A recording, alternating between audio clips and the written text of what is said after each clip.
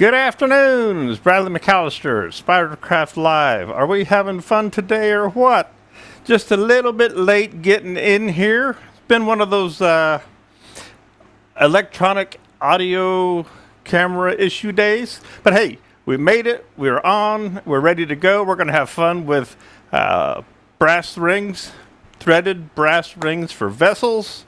I was hoping to get into my YouTube to watch, and I can't seem to see the YouTube feed coming in on the computer, so I will have to trust you guys. I might wait a minute and go back over and see if I can't get it to come up. But I see that you're there, so let's see. Joe's in here, Brian's here, Michael McEwen's in, Rich, Mike. Oh, you got all kinds of guys are in there while I was fussing around. Jeff Peters, cool deal. I don't know what's going on, but I see that it is back up. My end camera, as you guys who hang out with me regularly know, it's had a case of the jitters from time to time, especially on a tight shot. And today I was doing presets and it was going completely in and out. So I'm not sure how it'll function for us today, but we'll do what we can to keep it running. I'm looking at now and I see that I do have at least an end shot. I was trying to program a uptight close and a far away and things like that, and it just wasn't cooperating, of course, right? And I was busy getting everything ready here and I've been having a ball with these rings for the last couple of days. So, you know, that's all good. It's, like I say, it's working now. I would like to have that nice close shot. I know, and I got all kinds of new numbers here. I do have a close up of the overhead, so we've got that. We got that one going on. Now, I'm not so sure about the far away of the overhead. That looks like, you know, this technology stuff I'm trying to, and I'm not supposed to do that. I'm supposed to preview it first. But it does work. You're not supposed to have to watch it move and make you sick and dizzy. And so we will work on that. And I'm going to preview that. I'm going to learn this stuff. You watch and see. So there we go. Oh, come back over here. It's always something that we, you know, to have fun with. Now, I don't know what that YouTube computer is doing, but it's now it's on some other stinking page altogether. It's always something. But we're going to have a ball. What have I got here? Stainless steel bottle stoppers came out with the brass rings, the threaded brass rings. They are in 4 sizes, 1.5 inch, 2 inch, 2.5, and 3. They work really well. This is something that I started thinking about start of the pandemic. And there was a company, Antlers is something, I forget the name to be quite honest. And the fellow there, he made these, custom made them out of plumbing parts for years. And that was the supply for threaded rings for vessels, urns, lidded boxes, etc. And apparently the gentleman passed away. And I had been meaning to contact Stainless Steel Bottle Stoppers for some time, and I saw him at AAW in June and told him that I had been thinking about these and looking for a source, and they, you know, hold that thought. And by SWAT, they were ready and on the market, and they had them at SWAT.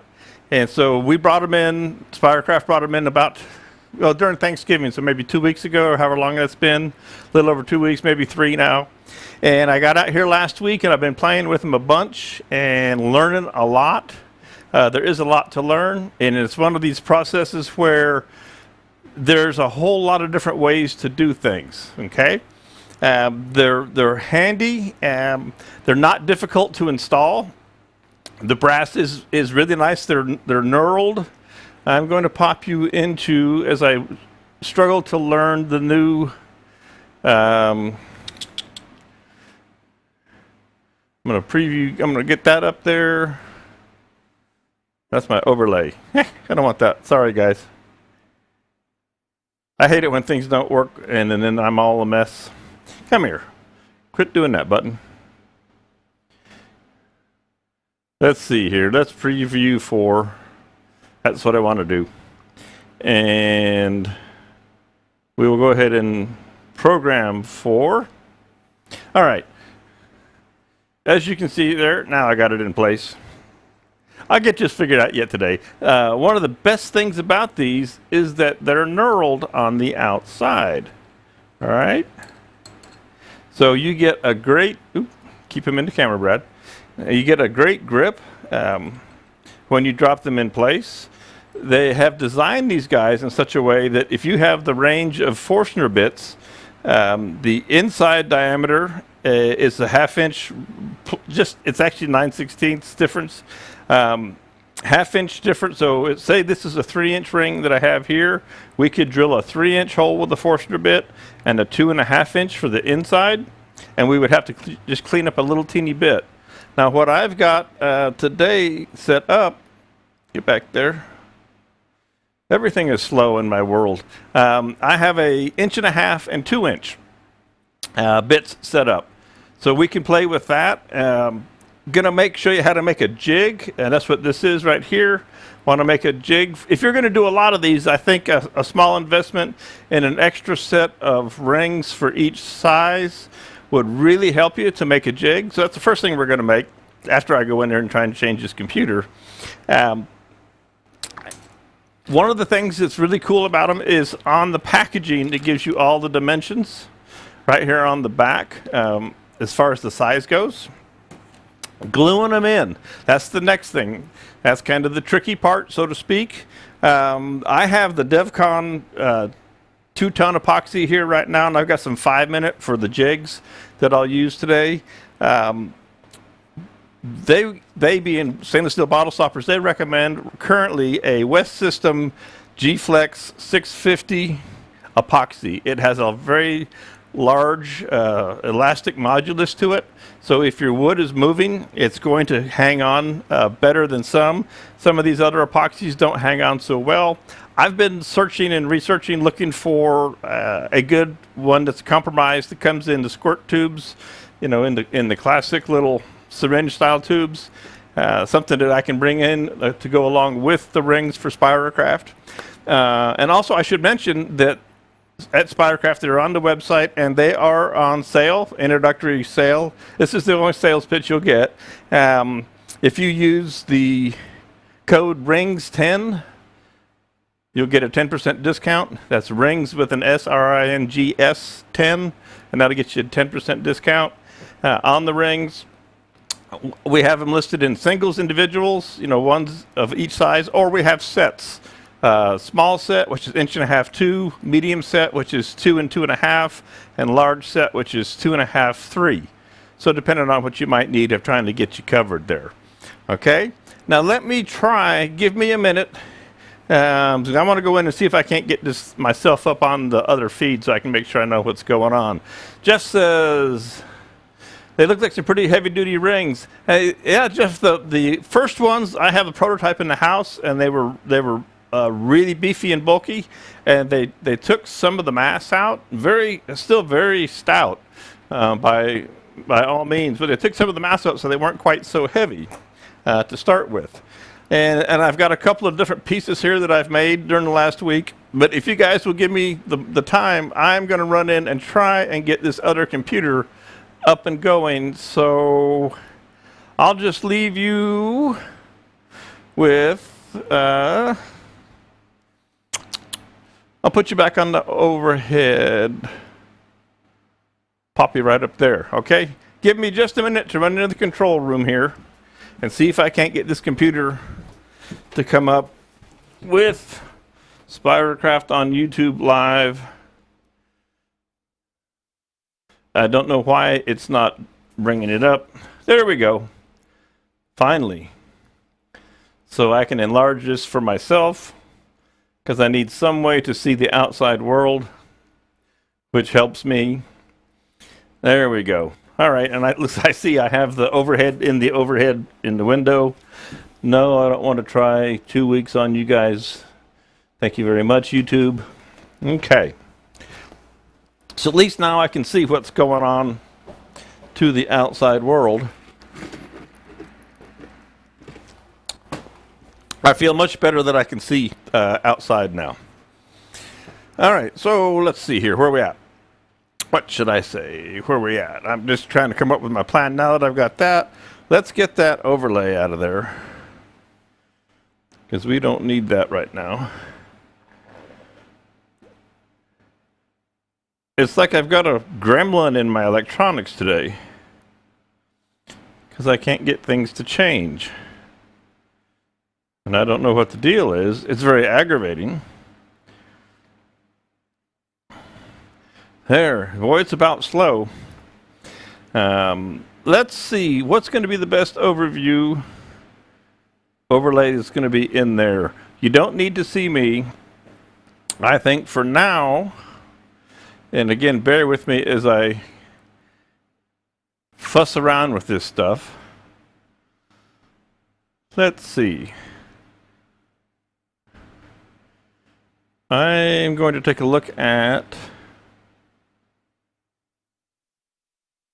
All right, so I'm going to make the end camera, which is currently working. I'm going to make that the program. Don't mind me if I talk to myself. I do it all the time. There we go. Although it doesn't change the color. My controller's got weird because it doesn't change the colors on the program. Who knows though, right? And my preview, let's go back to that. So we'll overlay 4. And I do apologize for the delays and me fussing with this controller here.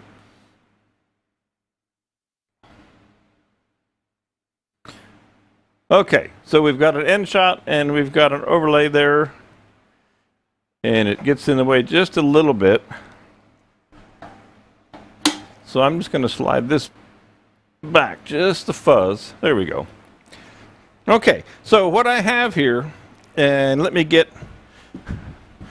a prop. These little blanks that I have here are made in a Dunkin' Donuts coffee cup. And the reason I use them is they have the natural built-in tenon here on the end, right? And what we want to do is just I just made a little blank with the tenon, so it'll go right in my chuck.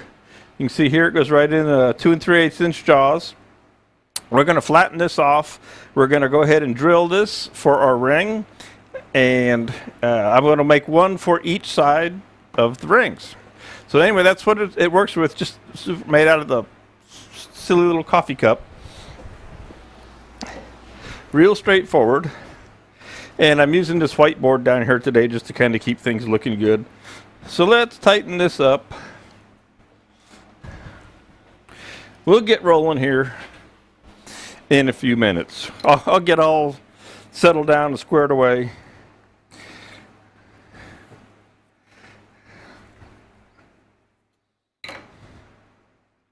Pop that over there. Take my little whiteboard. Now let's see. We need to flatten that out first. And then I'll show you the bigger pieces. I'm going to pop you back up here to, I know 3 is the front shot. So these 2 guys here are, this one is finished, but it's still in the chuck. And I should have showed you this before. And this is some of my favorite good old sycamore that I've had around forever. Okay. So that was the first one I worked on. And I put some Chromacraft dye on there. And I want to talk about this later because it has to do with how you fit the ring to the lid and the clearance. All right. This is one that we're going to work on a little bit today. I don't know why it's getting gray on it. Again, sycamore. We've got our top here. The stuff to end grain is really horrible. Then I have another one. I got all kinds of stuff here today. Like I said, I've been out here all week, which is novel for me. This guy is, let's say you decided you wanted to make this into a lidded vessel with a threaded brass ring, and you find out that your hole is just a little teeny bit too big. What do? Well, I filled the hole with resin. I put it in a bowl, wherever my little bowl is, so I could salvage this guy. I took just a regular plastic bowl from the dime store, put in about 1 inch of resin, inverted the piece. That filled the hole. And so today we'll cut this open as well. All right, we'll drill that out so that we can put a brass ring in that. I want to show you a lot of different options that you can do. And I got little different tricks here, how to put the glue on, all kinds of good things. Let's see.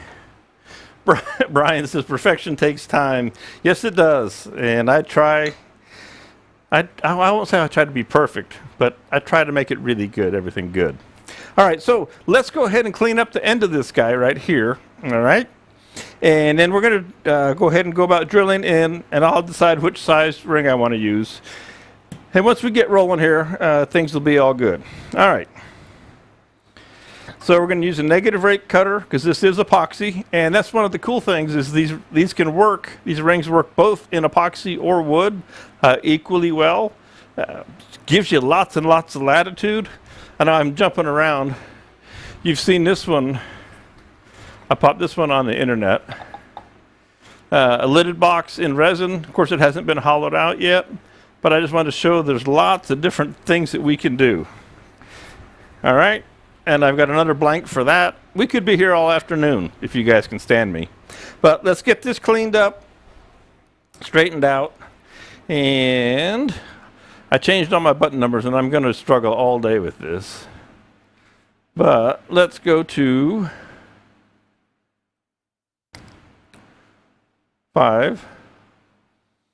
And 5 is nothing there now.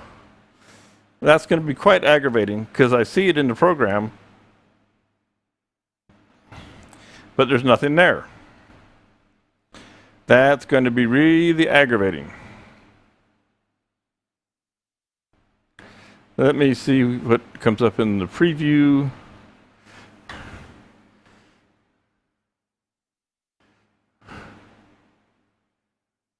Oh, that's the overlays. That's not what we want. I'm having a whale of a time. Hey, let's just take that off altogether. So I've lost the end camera, unfortunately.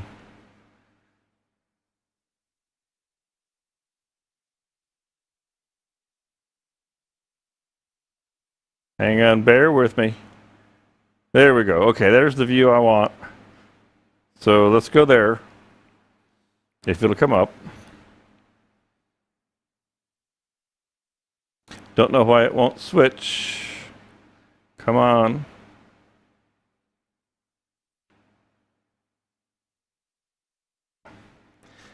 It's got a meltdown in its brain.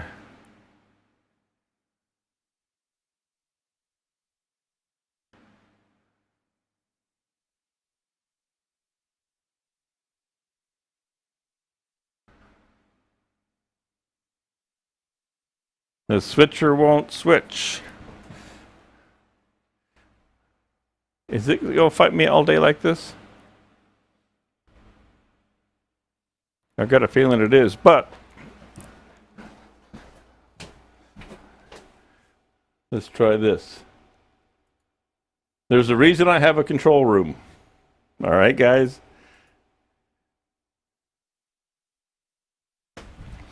Worst case scenario, for whatever reason my controller's not working over here, or not working fast enough.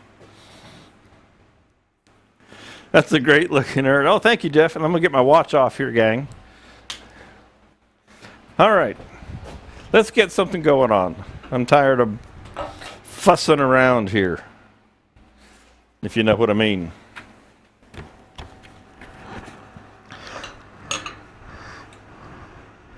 Negative rate cutter. I hate it when electronics. That was an interesting thing that popped out of there. It is one of those days. It could get crazier, but I'm not sure how.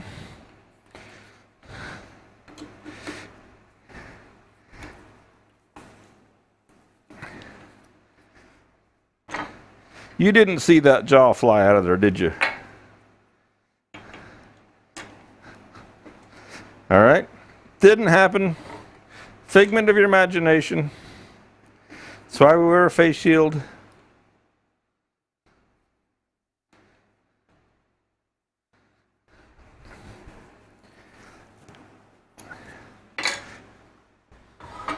Everybody loves it when things go flying, right?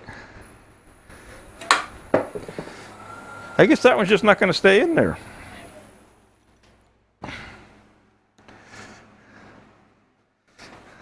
Yeah, I could have crazier things happen to me today.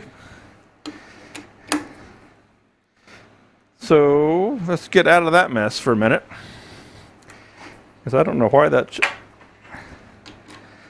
I do this for a living, believe it or not.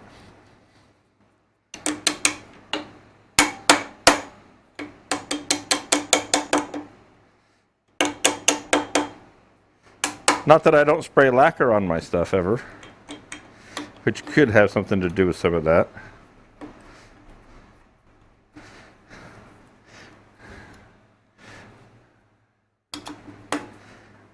All right, see, I am wearing a face shield, and for a reason. Now that we've got that settled, yeah, that's not supposed to happen. No kidding, Michael. You know, my day has started off, actually my day was doing well prior to trying to turn things on.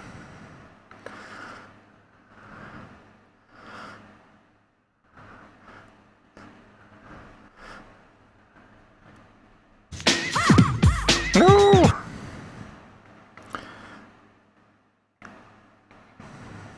And he's playing that video. Stop!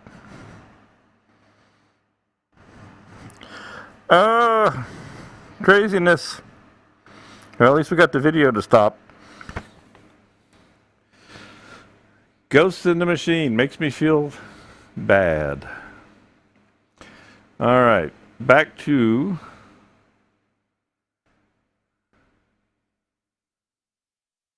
let's see if it'll come to life.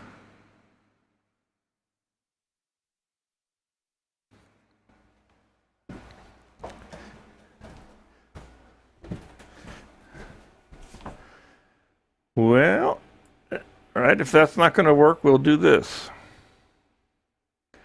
I'm going to make this work yet, guys. You hang with me, okay? I love the debut of a product when the system doesn't work.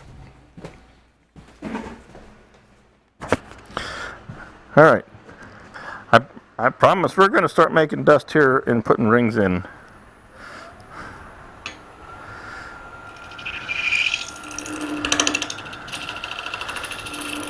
I just want to get this nice and true. Not worried about the sides really. This is just a jig, and you'll see what it's all about later on in the day here.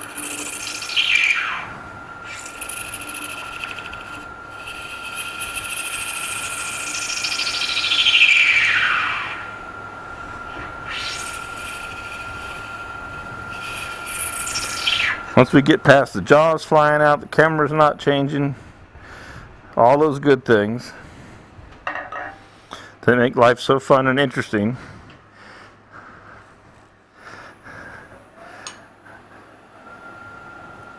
The beauty of a live event.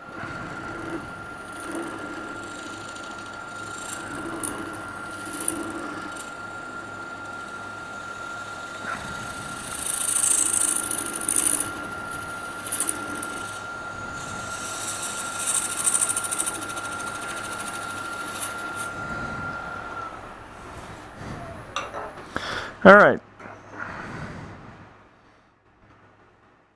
I think that'll do the trick. Okay.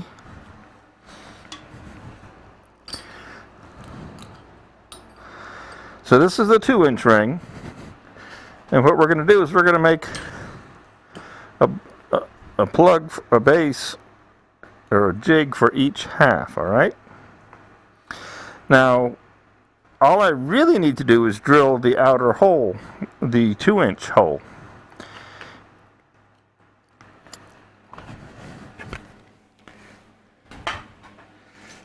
And I'm going to put in the big old Jacob's chuck for that. It's interesting because this is old school that I have from a long time ago.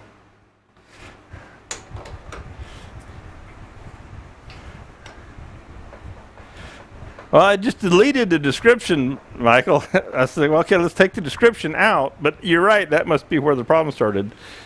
or somewhere in the gremlins. And then this is 1.5 inches. This is a Colt bit with their extension. You can't get these Colts anymore, but this is a really good bit.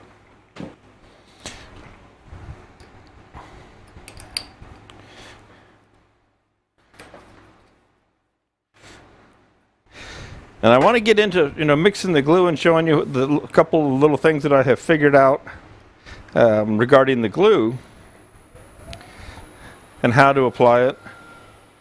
I'm going to drill this about 500, not super fast. Now I don't have an indexing way of indexing on this yet, on this bit. If I do a lot of this, or if I were to do a lot, I would work up an indexing thing. And I want to look at something. I'm going to take a minute here. Okay, so if I overlay 6, there we go. That gets you both things that at the moment they're both working, more or less. Yeah, it didn't delete it. Well, that's crazy, and that's in Restream. So what was I going to say? Oh, there's a lot of ways that you can try and measure the depth. You can set the depth off of a dial indicator and use the little protruding far end, the depth gauge, if you want to. You can just measure it, or the easiest thing is just to use the ring, quite honestly, and pop it in there. Now, one thing that I haven't done, and dare I do this, dare I pop this program up to 3. One thing that I haven't done with this lathe, and you should do, you want to make sure that it's drilling accurately. And because this headstock slides and pivots and all that, I should, but I haven't, taken the alignment tool and brought it in and aligned up both ends. Because if you're not aligned, you're going to get a bigger hole, slightly larger than you want. And personally, I would like a kind of a press fit of these, just a light press fit would be really nice. And again, this bit I bought up at the hardware store. It's an Irwin, so I don't know just how accurate it is. But if my centers aren't lined just right, I'm going to get a hole that's just a little bit bigger, which I don't really want. They fit nicely, but I'd like to have a little bit more of a press fit, okay? And let's take you back to, I believe that is 5. But 5 isn't coming up. No, stop doing that.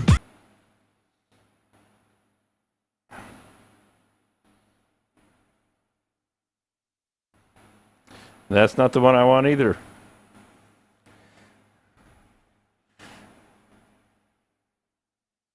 I get it worked out here if they'll cooperate. It's pretty bad when they show up on the screen up here, but then they don't show up in the feed.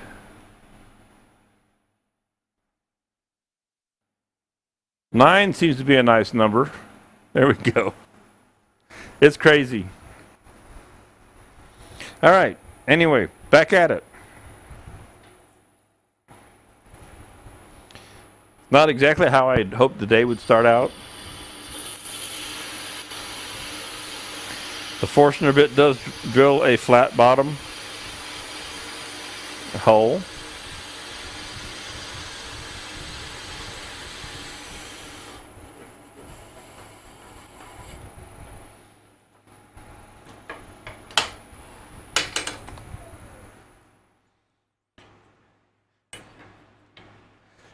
And see, you can get pretty close, but see how I've got that little extra play? And I think that's because I'm truly not quite aligned. All right, and I just have a teeny bit more to go. And it looks like in the overhead camera,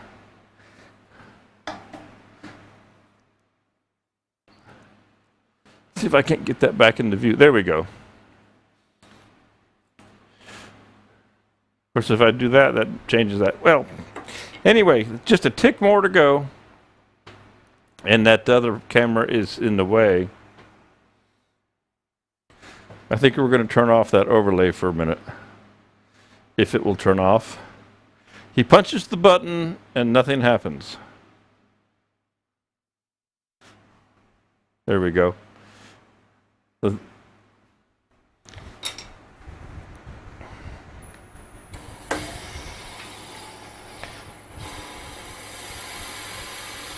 reason I want to make these is when we work on our piece, whatever our actual piece is, it's really nice to have a way to hold it that's not the other half of the piece. And you'll see what I'm talking about as we go on. And I'm going to leave that just a little bit proud. Okay. And that's ready to pop out of there. So I'm going to take this tailstock off of here so I don't hurt myself.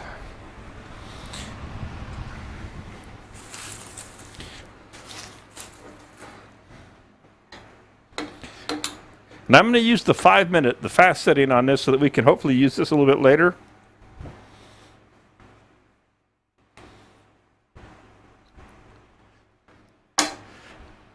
Okay.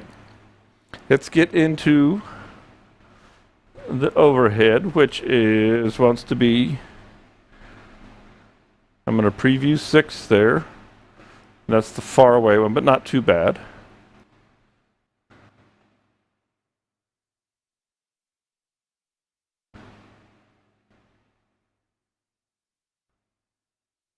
All right. And I'm going to bring my little board back up here so we can get a lot of work done in this area right in here. All right, a little bit easier to see. We'll flip it over. A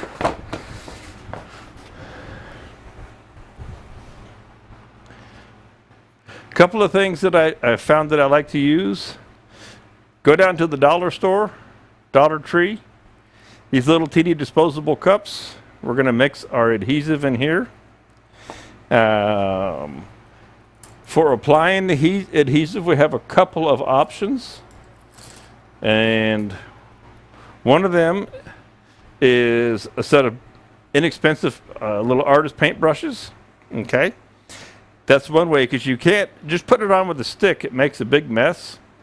So we've got that. The other thing that you can do, and I'm going to try not to change cameras any more than I have to today because they're being such a pain in the neck. Here I have a syringe. Just go down to the pharmacy and cut off the part that actually threads the needle on. All right, and then you have this so that you can control and you can apply your glue down inside your joint.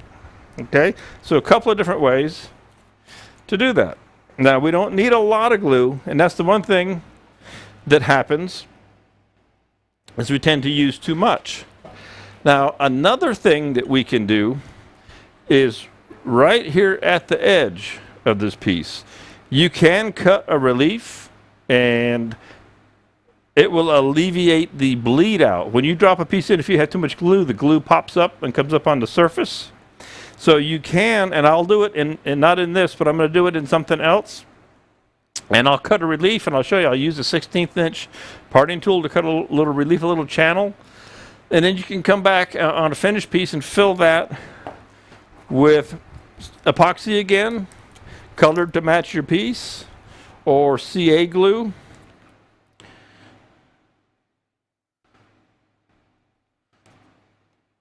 That's more than we need, I'm certain.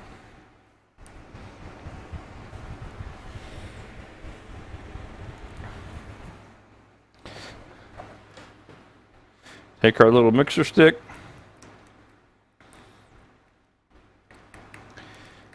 If you were to warm this up, it would do two things. It would make it much more liquid, and it would also make it set up faster.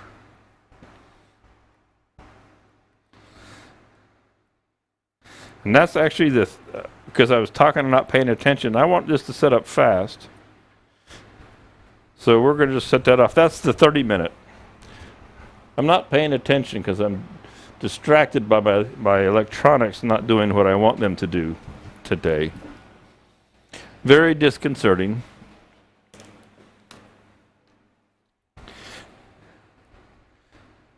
This is the 5-minute fast.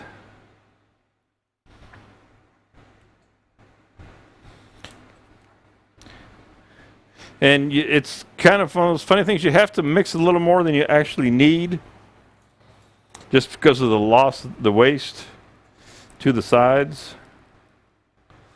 You lose some. And you can color this with tints, if you so desire. You can color your epoxies. So you've only got 5 minutes with this stuff. Now, I used to do this with my Boatworks stuff all the time.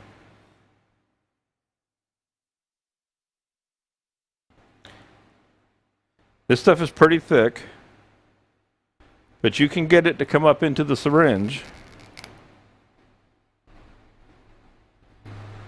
Okay, and you don't need a lot up in there. And then right down into the corner, and I'm going to set this up here. You can see a little bit better. I'm going to wipe this off because I have a little extra on there. Trying to stay clean is the hard part. Trying to keep your inset clean. Okay? Just going right down in there in the corner. And just like that, you've got a bead of adhesive all the way around. Okay? Now, if you put too much in, it's going to come up the sides, and it's going to come out of the bottom. Drop this guy in here. Give it a twist. All right? It didn't push anything else extra out. We can pull it back out. We know we have good contact there. We didn't bleed up the sides.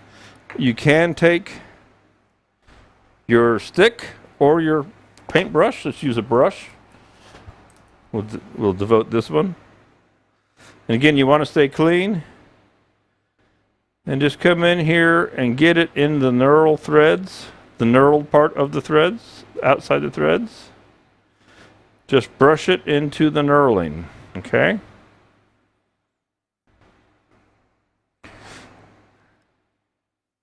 Again, you're trying to alleviate having a bunch of extra adhesive all over your piece, because you got all kinds of work in the piece, and you don't need a ton. When this fit is good,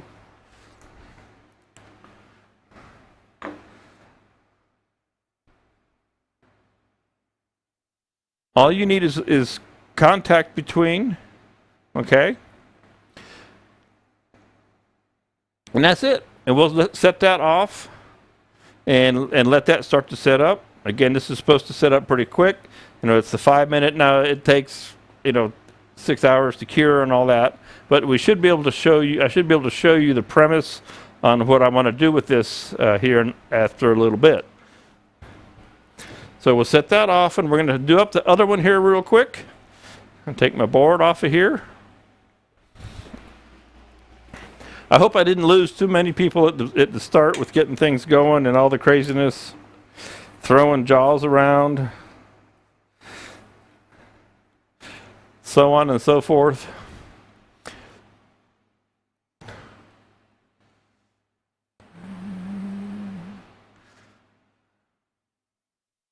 I wish I could get 5 to work. Let's pop it up there, see if it'll come up in the overlay.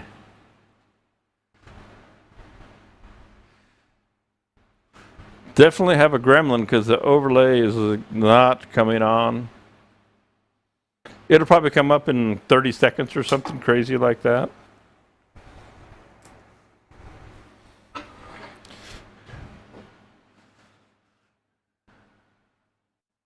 Definitely not responding. Let's try again.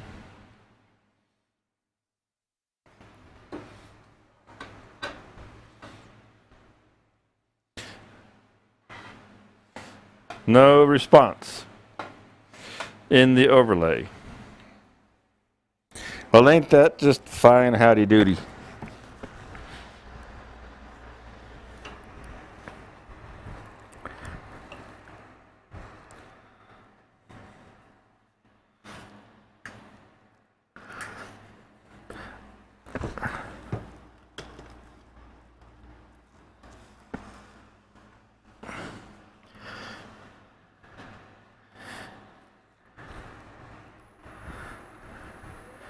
If I told you what just happened now, you'd really think that I'm cursed today. I managed to trip over the plug and unplug the lathe.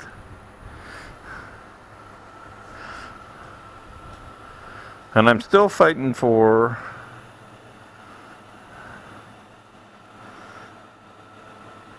let me preview. And this blank.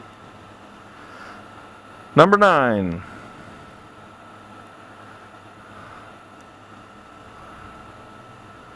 Let's go to number 9.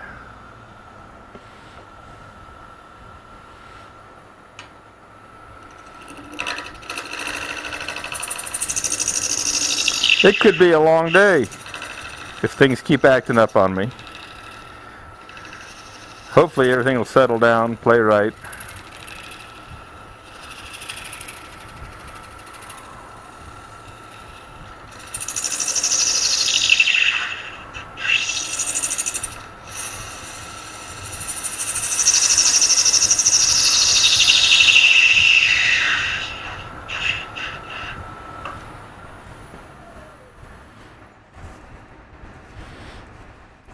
That's all we need, just to get rid of that center there. Tool rest is just a fuzz high.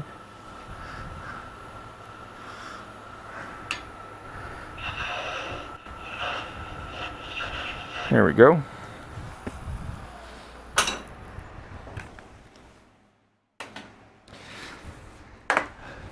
I know you guys can't see it, except possibly in the overhead when it works.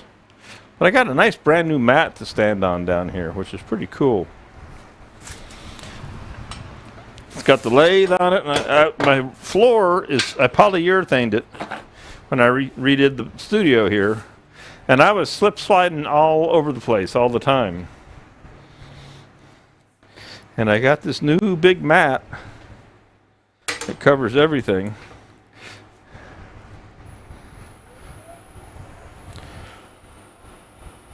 Back her back down to about 500.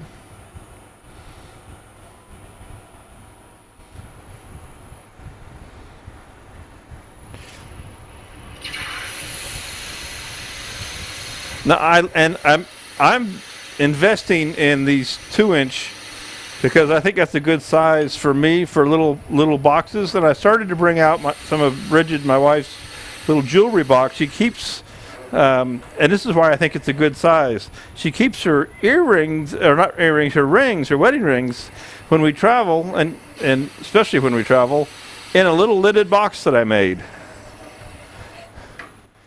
And if it falls off a nightstand somewhere, they go under the bed and everything else because, you know, the top pops off.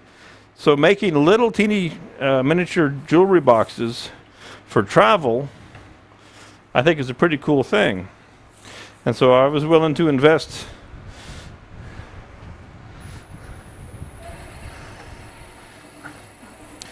in a set of rings. And I don't want to use up all the rings I've got because I brought in X amount to get these up on board on the site. And I'm sure that I will make these jigs eventually for all sizes of all the pieces. Just a little bit more on this.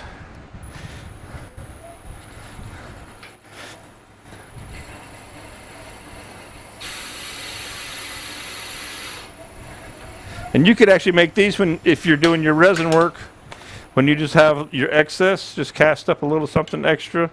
There we go. So we're good to go there. All right. Take this back off, tailstock off so I don't hurt myself. Now, I want to go ahead and show you what I'm talking about. I'm going to do it on this. I'm going to create a little teeny recess, not very deep. And I'm going to use my 16th inch parting tool, okay? And I'm going to just come right in here on the edge, and I'm just going to cut a little groove, a little step, if you will.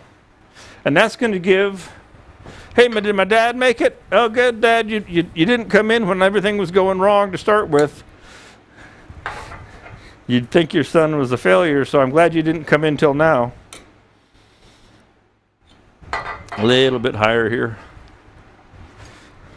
And I'm going to overglue this one, and so that you'll see it fill up this little groove. Okay? Now you can do this with it already glued in place if you don't want to see the knurls, because you do tend to see the edge of the knurls. And this is a way to cut it away, and then you can backfill the knurl.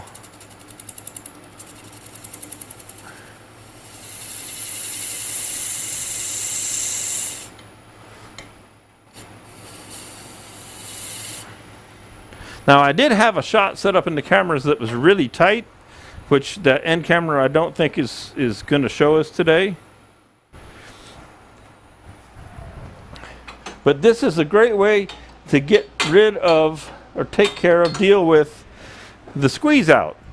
All right, when you glue this guy up, the squeeze out comes out, and it's going to come up the sides, and it's going to fill into this little trough, and it's real small, so it's not a problem. And I want to see if I can't find, by chance, I'm looking through my previews. There's the one it's probably supposed to be, which is black. I wish I could get you zoomed in there. I know 7 is that. That's zoomed up on that, so that's 6. That's cool. That's 8. That's where we are. 10 is dead. I'm looking through the previews on the cameras, and 5 is the preview that is the really tight shot that I want. But it looks like you can see, what I did there. You get the idea anyway. Okay. So let's go ahead and pop us into the overhead.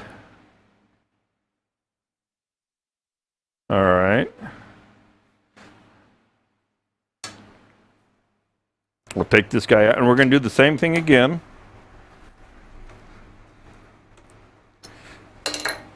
Let's set this guy right up here. See if that'll come into focus on its own or not. The focus may be set for down lower. And we're going to make up some more 5-minute.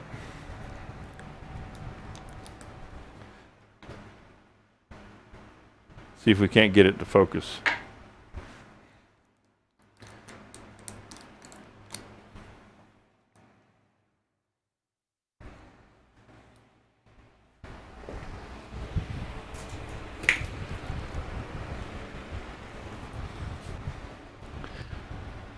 Nothing wants to work.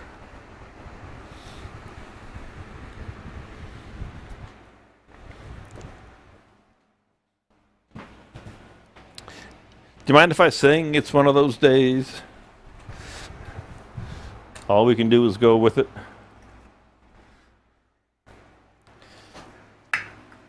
Get my box out.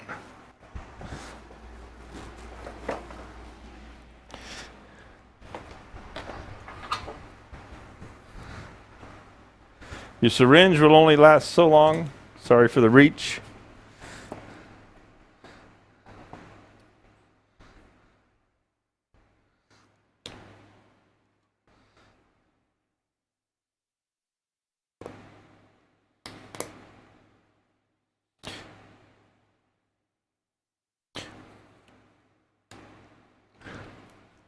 So like I said, I'm going to basically intentionally attempt to overfill this.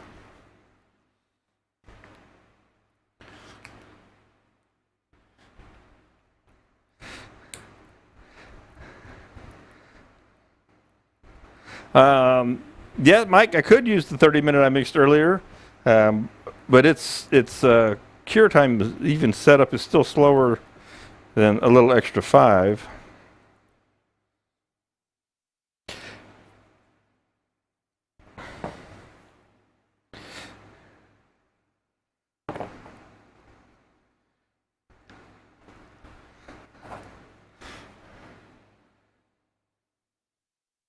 Now this stuff is pretty thick, and it takes a little bit to get it up into your syringe. You have to be patient.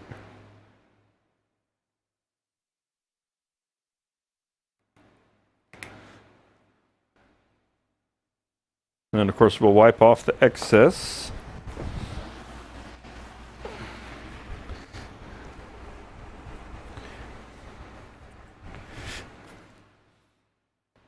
Hey, I love it when things pop up on a computer screen that are Bitdefender pop-ups.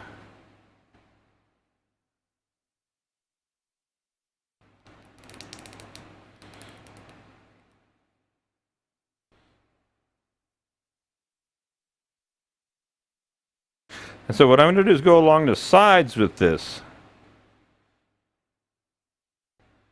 I want to make sure I have more than I need, so I want to try and get this to exhibit what I'm talking about, what the little groove will do for us.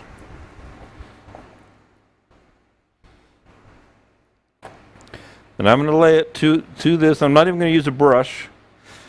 This is part of the overfill idea, all right? And this is why I'm doing it. When you use a stick and you spooge it on there, you get way more than you need. All right, and I'm doing that on purpose for the purpose of the demonstration.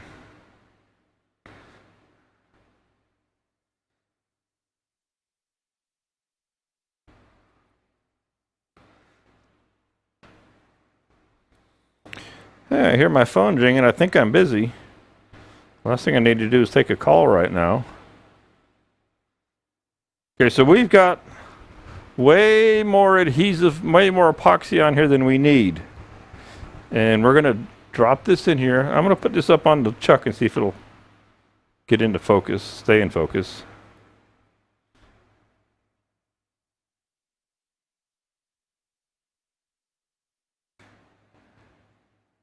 Now I really hit that hard, okay? And so even with my groove, there is excess adhesive sticking out the top along the edge here. Now this being a jig, I don't care, as I can turn it away, all right? And I practiced this the other day. You can just turn it away with a negative rate cutter and it turns away fine. So like I said, I really laid the glue to this, and we'll let this set up and I'll show you how to turn that away here later in the day. But so even with my groove there, can you imagine if I hadn't cut that groove, how much extra bleed out we would have there? And I could wipe this off right now, but again, I want to show you how I can just turn this away once it sets up. All right, so we're going to leave it just like that as part of the demonstration. And I'm going to walk in here and get rid of this stinking pop-up on this one computer.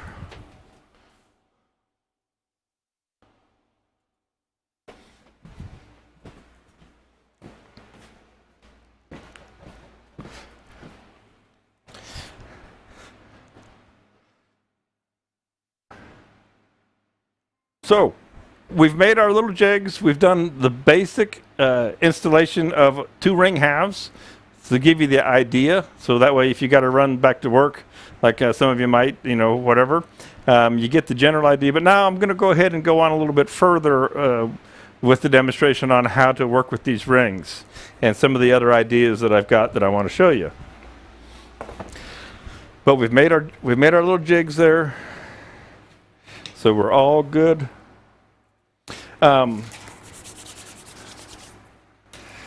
This piece,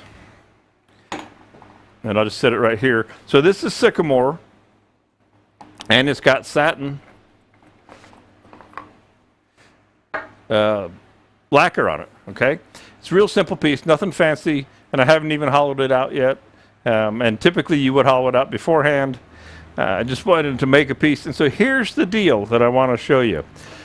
In this piece, right now, the brass sits a little bit proud, a little tall, and there's a gap. And if I can get the overhead to work, if I can preview my 4, okay, and I'm going to jump to 4 in the program, jump to 4, he says jump to 4, how long do I have to hold the button? There we go. The lights aren't responding. So, and the focus, come on, going down here.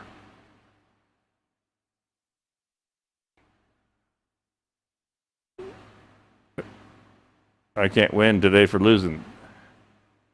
So you see the little gap, right? You can see if I do that just right, and that's got it. It's tight. There we go. Now it's in focus, and there's a little bit of gap there. Now, is that horrible? No, not at all. But if you want to get rid of it, what do?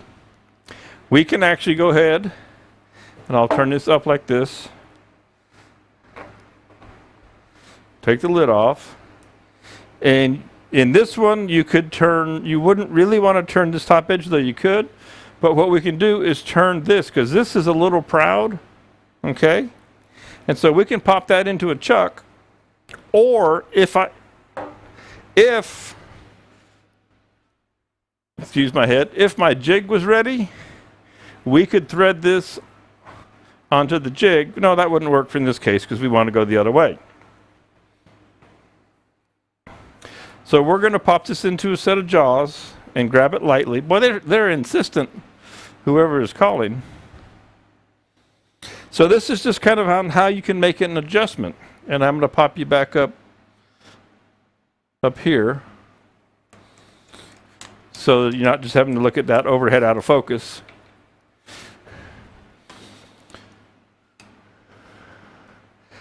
I don't know what's with that controller and this jaw. That's the third time. You think they would get the idea that I'm not going to answer the phone. And they think maybe the fourth time is a charm.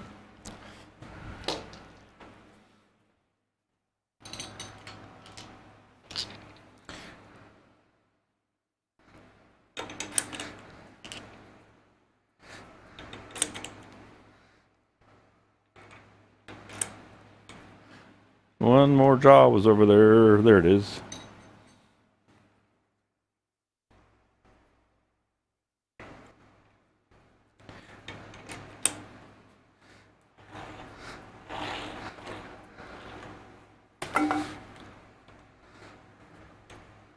I do believe these fit.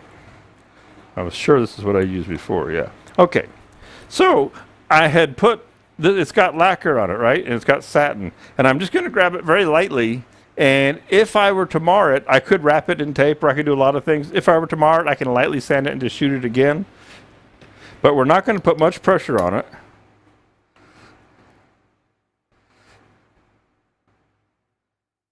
And there's no ribs in there, just enough to hold it, okay? And I'm going to move this guy out of the way. Set this up here. And pop you back into, try and get you onto an end. 5 is the one that says it doesn't want to work. I believe 9 works. All right. So we have a little bit of brass sticking out, and that's what's keeping us from making our complete touch there. Now, here's the deal. If you brass on brass, it opens and closes easier. When it's wood on wood, it tends to bind a little more. So there's where you have to make the trade-off. Now, you could make this ultra smooth and wax it. I don't have any finish on here yet. But because this is brass, you can take and trim this up and just take that back just a little teeny bit.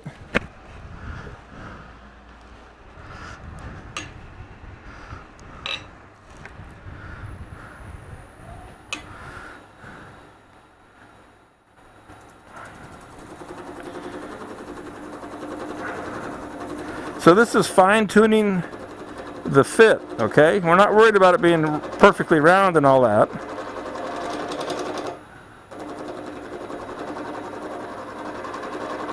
So you can adjust your lid fit, okay?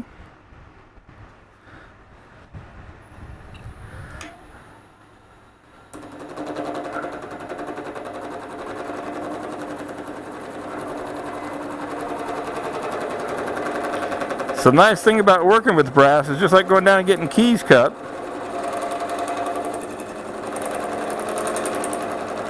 And all we're doing is lightly cutting down the brass.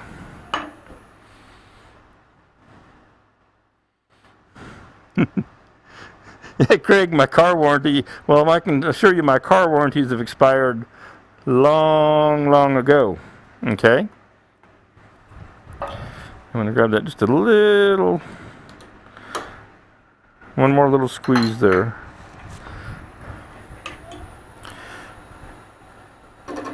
And again, you would typically do this before you were finished.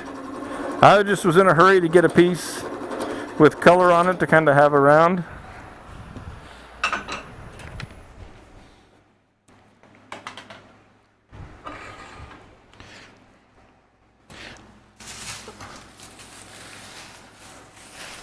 Use that to get the brass out of there so I don't get it in my hand.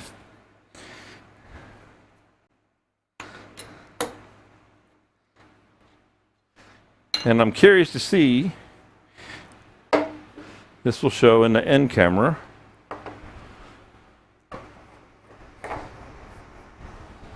And so now,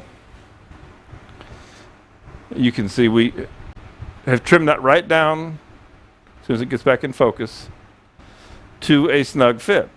Okay? No gap whatsoever. All right?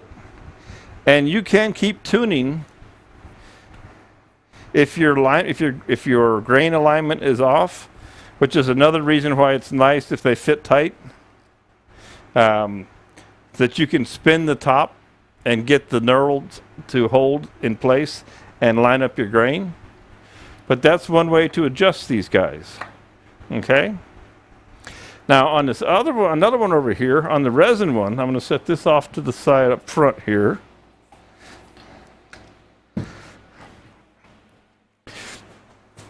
I'm going to show you the same thing that's going on. Pardon my shoulder. So this one, the lid is very undercut, and it's touching resin to resin, and the threads grab, and the Acme is a fast turn, long throw thread, if you will. But we can turn, especially the top. We can turn the top down. Now we would have to put it into a set of jumbo jaws, all right? And we can do that if we wanted to, or you can have it with the overlay to it. It doesn't matter, and it grabs enough. Or you can set it up in your jumbo jaws and turn it around. I'm gonna put. I know I'm reaching over in the way there. I'm gonna put you back up on 3, if it'll respond. There we go. I don't know what's going on. So I hit the buttons, it changes the picture, but the numbers don't change on the controller. Go figure. And for what I'm seeing now is there's a big delay in my own monitors. So I don't know. It's irritating. All right. So here we go. Stage number 2. Let's say you don't invest in the Forstner bits. Okay? Well, how are you going to do this? That is so weird looking at the craziness in there. I hope it's coming out across the waves there, that my mouth is kind of matching what I'm doing, because it looks really crazy from my end here. So this is a piece of sycamore, and you guys know, if you've been around me, I've had this sycamore for years, got 6,000 pounds of it, been messing with it forever, and it's gotten really soft, punky. It actually almost needs probably to be stabilized. And the question is, the one camera shot that I want, number 5, isn't going to show. It's going to show black. And that's the shot I want you to be able to see the end of this, which is going to make me really irritated. Hang on just a minute. Let me try something in the control room here. See if I can get what I want out of this.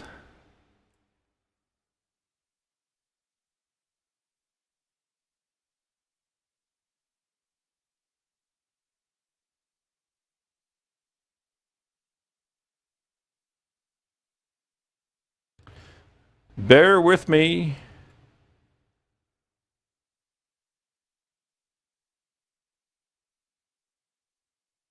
We're going to adjust this. My God, we're going to get it where we want it.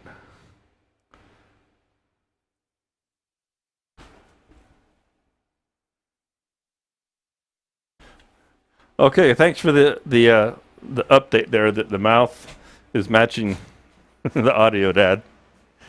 It's been a crazy day. It started out rough and it's stayed that way just a little bit. Okay, so this end grain, I've sealed the full out of it with sealer this morning. Don't know if what kind of nice clean finish we're gonna get. And this is not about urn design or anything else like that. I'm really just showing you how these rings work. Okay, hey, I mean, it's a pretty piece of wood, don't get me wrong. But it doesn't turn all that great. But we'll see what we can do here to clean this guy up. Yeah, I'm not going to spend a long time on this, because this, as far as I'm concerned, is disposable.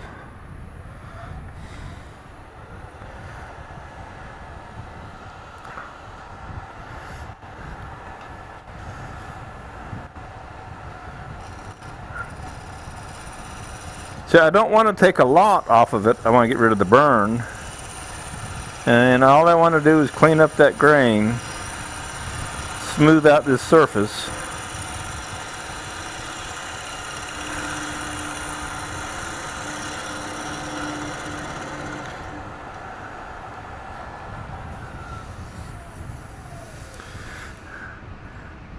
It's not horrible. We'll take one now, and we're going to take away 3 inches of this.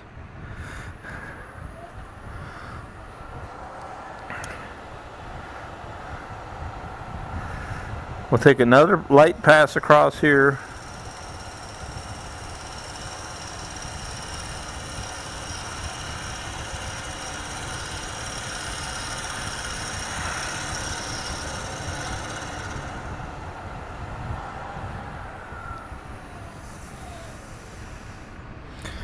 Yeah, it's not horrible, but one thing, again with this, I would work with this.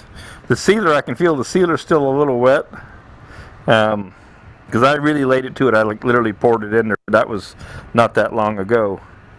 You don't want to sand after you get the rings in place. Once the rings are in place, sanding out here in your profile is going to mess things up. You can sand it where it's not flat. And here's the lid for this piece. And I made a little tenon here so we can turn around when we get ready to do our other end and put our recess here. We're going to clean that up as well. Okay? So, first thing we want to do is we want to pinpoint the center of this guy.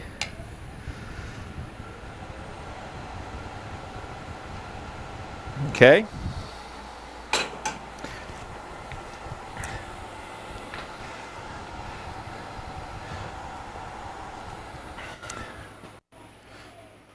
Now, if I had a 2.5 inch bit, I could drill the 2.5 inch hole and have just a little teeny flange there, okay? But I don't have a 2.5 inch bit, and I don't have a 3.5 inch or 3 inch bit, and I don't have a voice that won't crack either. So we're going to set our compass to draw our circle for us to set this up.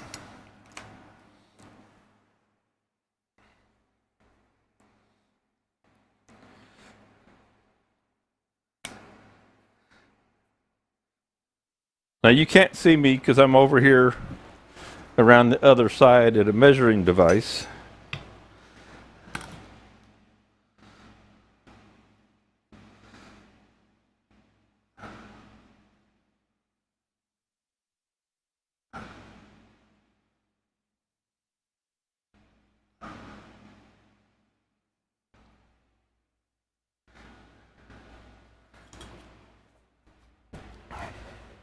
Now I haven't actually tried this particular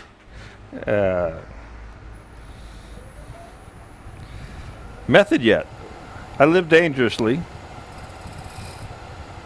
My pencil slid.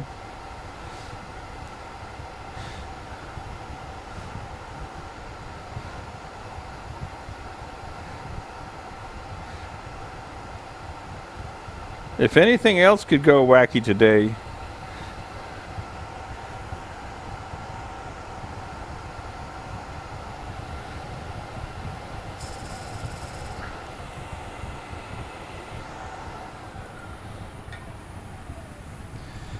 and so there's my 3-inch reference.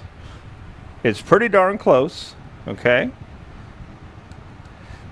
And we're going to use a carbide tool. Now we can drill down through here with our 2-inch bit, which we're going to do, so that we can hollow this guy out. And we'll stick a hollowing tool to it just a little bit.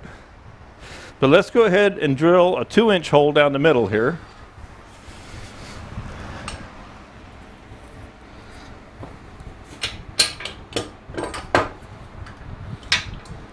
I tried to find bigger bits, but when you live in rural South Georgia and the best you can do is a Lowe's within a couple of hours, I'd have to go to literally to Atlanta or, of course, the world of Amazon. And the biggest bit I could get around here was a 2-inch bit.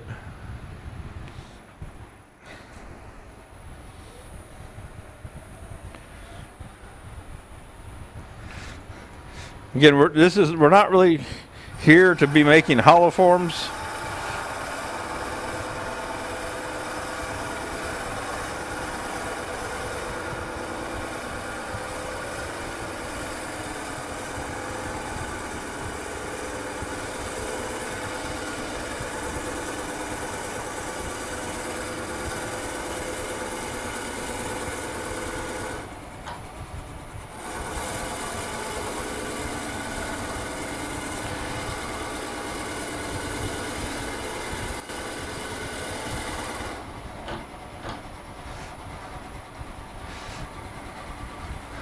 And I just got the place all cleaned up this morning.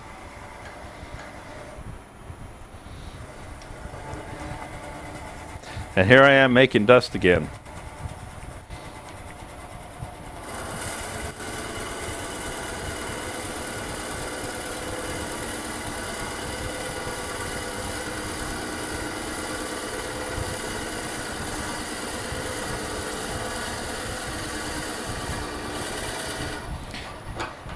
So I'm going to back this out and I'm going to drop in with 1.5 inches that I have more reach.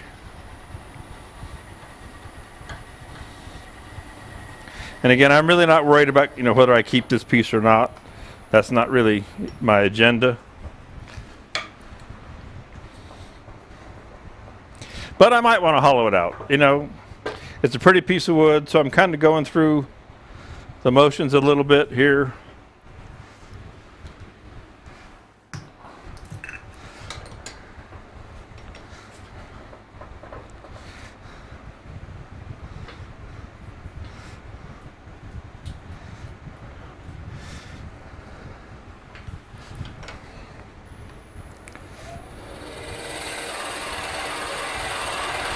This will make the hollowing part easy.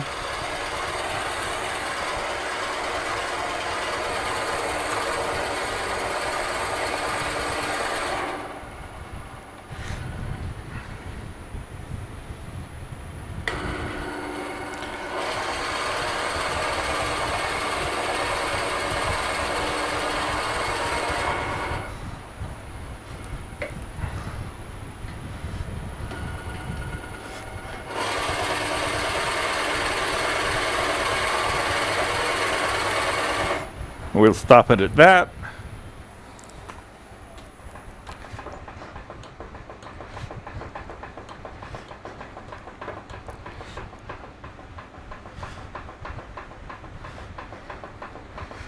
Header all the way down in there. Gently blow out the chips.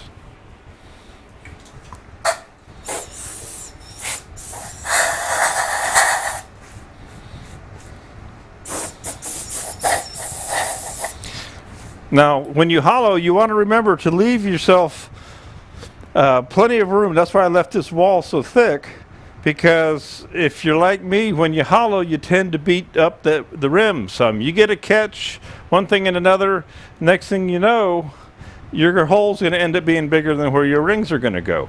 Okay? So, Dad says he'll take it. Leave yourself some buffer to work with, so that if you have an accident, like the way my day's going, I'm bound to blow this thing up. You've got room for error, okay? Like I said, I'm not going to hollow this thing all the way out. I don't mind hollowing through the brass, okay? After the fact. And I am going to use the Woodcut Tools Proform Hollower with iron toolgate jig tool rest. Okay.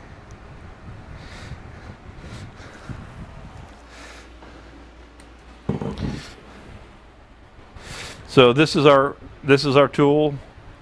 This is the Proform. It's got the big 20-inch handle on it. All right. Let's see if I can do this and keep myself out of the image. And also, let's see if I have any luck at all getting... Where did all my stuff go? Oh, I see what's going on. Let me see if I can get an overlay at all here for you. Again, it's doing craziness there's a ghost in the machine today, more so than usual.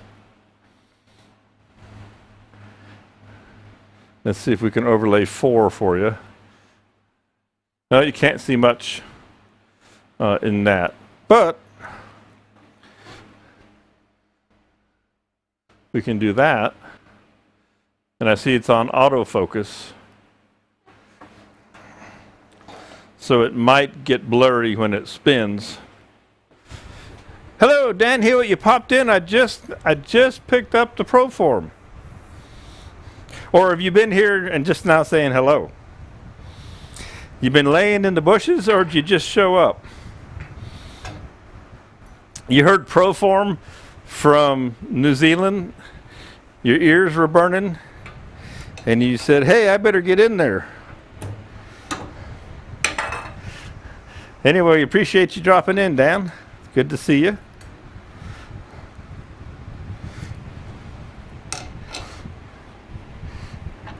My tool cabinet is a little close on me today.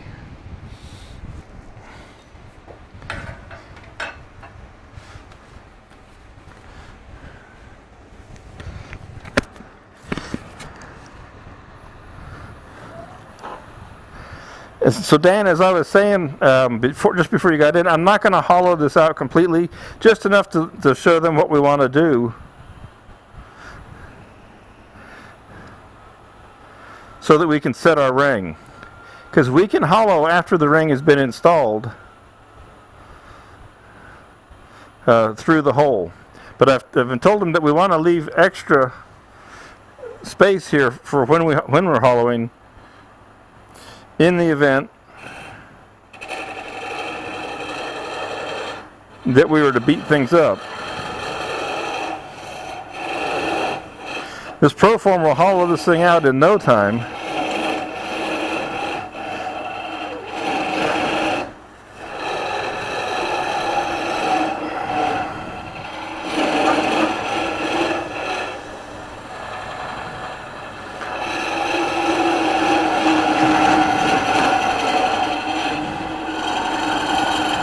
And again, one of the things you want to keep in mind is to not undercut don't make your rim underneath real thin. Okay? Because if you make your rim real thin, you're not going to have enough depth when you drill your hole for your ring. And I'm going to move this over. I can't move my banjo any further over. I'm going to move this guy over a little bit more. Like I said, I'm trying to keep my shoulder out of the shot.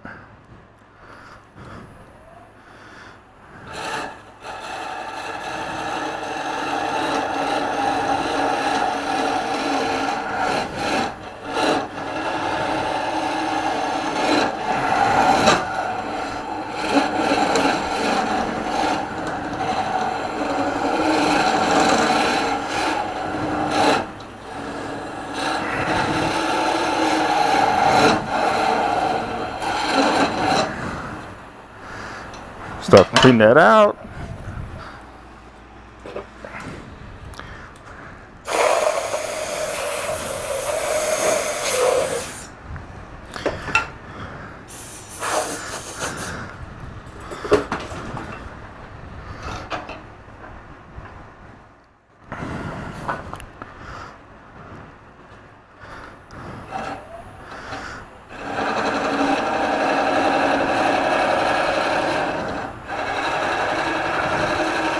So I'm staying probably an inch or so below the rim with the cutter.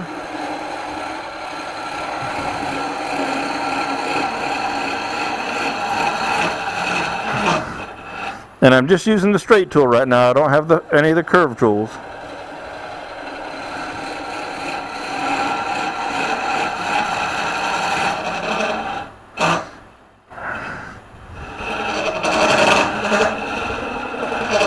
They're actually over in the other building in a different cabinet at the moment.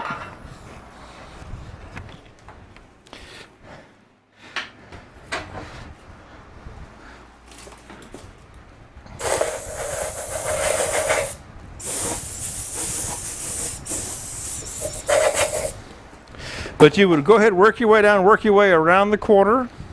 All right. Leave yourself again plenty, because you're going to be putting this ring in, and you're going to take up it's about 3/8 of an inch. So traditionally, you might make your hollow form fairly thin on the rim, but here we need to leave a little allowance so that we have plenty of room. Okay. Now, so you can see the Proform will make quick work of that.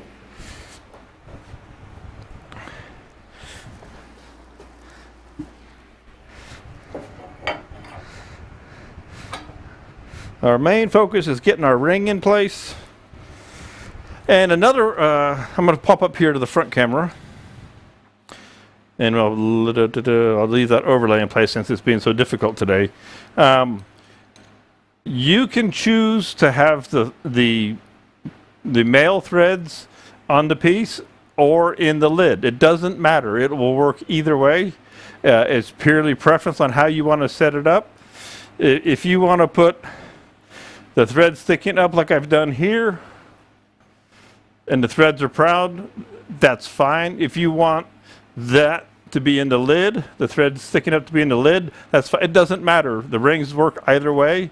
So if you have a case where one fashion is better than the other, definitely go that way. Okay. Now what I'm going to do is I'm going to use a carbide tool because I don't have the drill bit. And I'm going to take my carbide tool and look at it against, I wish I could get to an overhead. Let's try this.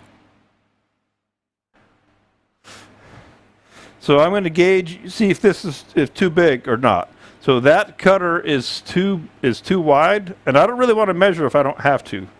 Okay? And that's square.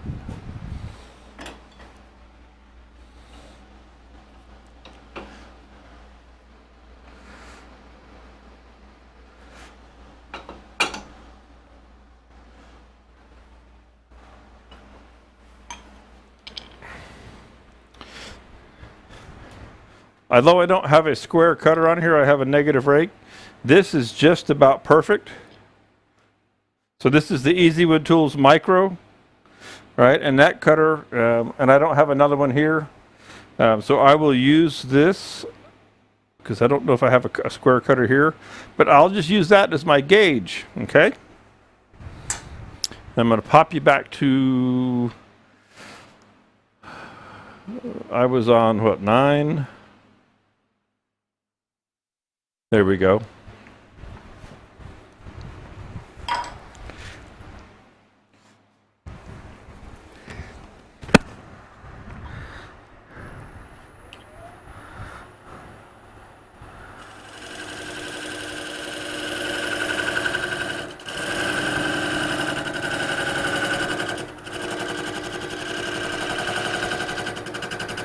I may end up changing to putting a square cutter on it after all.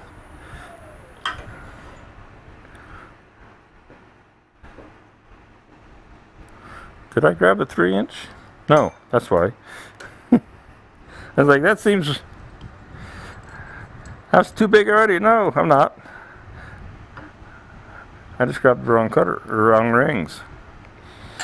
All right, let me find one that is not radiused, and I'm going to just take my chances.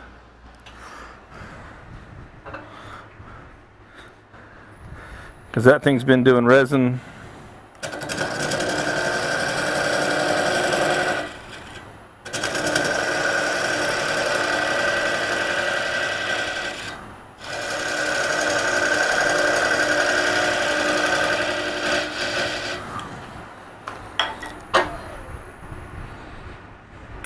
And I want this one to press in there, okay? That's what I really want. I want this to press in.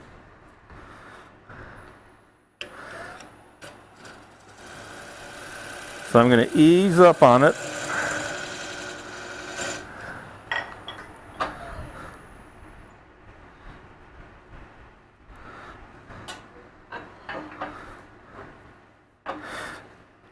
You know, remember the others, and you can see I'm coming right up on my pencil mark.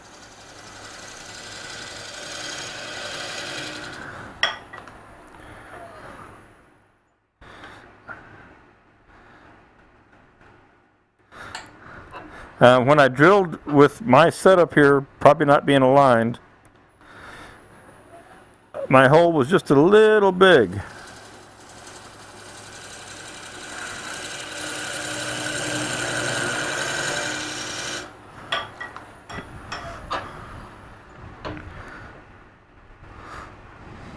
And it doesn't take much, so I went past my press fit, unfortunately, but not by much. Okay. And we are nicely flush with the top edge. Okay. So we can take away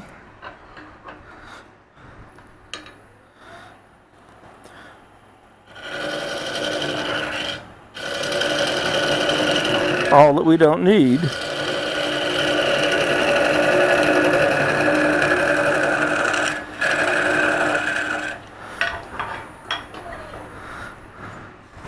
And leave just enough for that flange to sit on.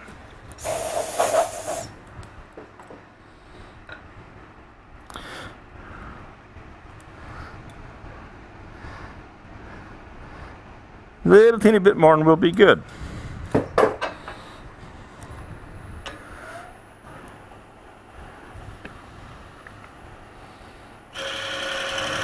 And again, you can always take it out afterwards.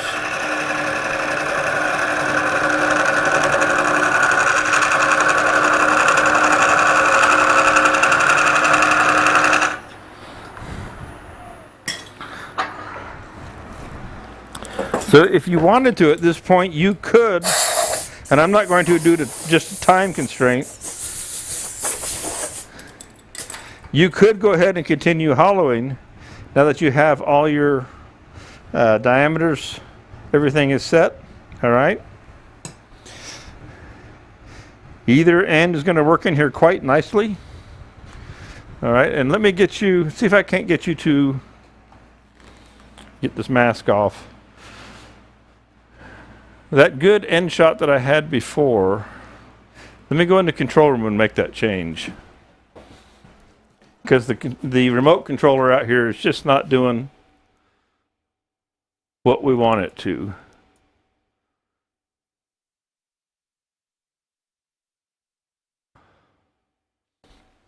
Okay. I'm going to have to work on the electronics some. Figure out what the ghost is. So you can see, now you can see quite nicely, you know, it's just, I did overcut just a fuss, and it didn't take much when I did that. So you have to be very careful. Let's go ahead and get this guy into place.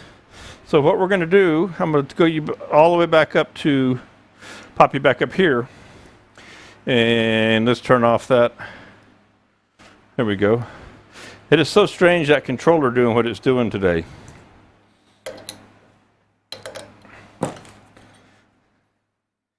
Let's go ahead and get this ring in place. And we'll go to work on our lid.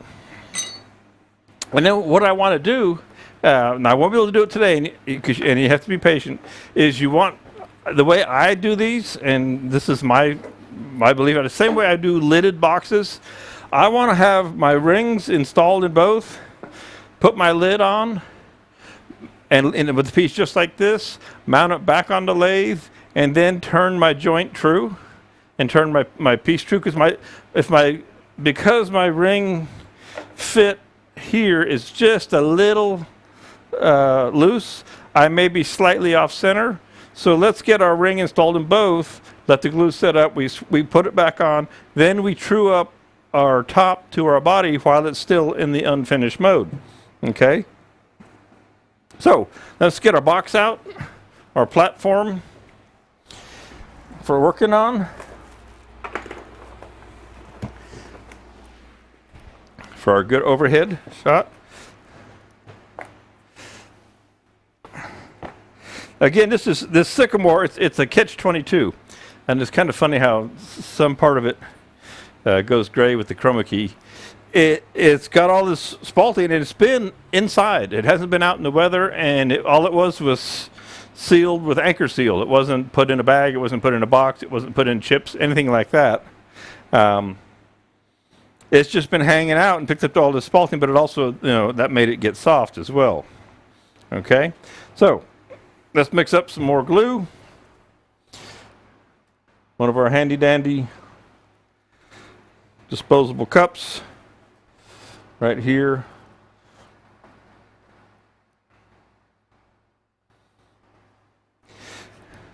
The 2-ton actually has more time to work and a little more elasticity. It's still not the West Systems G-Flex. Now I'm going to use up the end of that tube right there,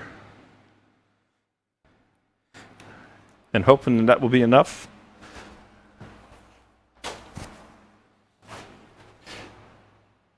So I haven't noticed any questions. This is a good time if anybody's got any kind of a question to fire away while I'm mixing up this glue.